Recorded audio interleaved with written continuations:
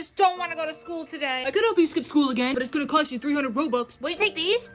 Yeah, that'll work. Tell Mom there's a huge blizzard outside, and tell her to turn on the news. I'll take care of the rest. Okay, I'll go tell Mom now.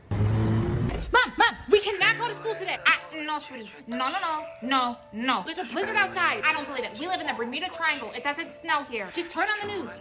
Reporting from Negative One News, this is your local creep, and I have some horrible news for you today. There's a huge blizzard on the way. I need everybody to stay calm, stay home, don't go to school, don't go to work, don't feed your dog. Today you just need to do absolutely nothing. It's the only way we're all gonna survive, huh? What's that? I'm just getting in some more news. I just got word from Mr. Beast. The storm is gonna be here in just a couple seconds. It's gonna be here any moment. All right, let's pack it up. Oh, there it is! Oh, everybody run! My goodness, we gotta do something.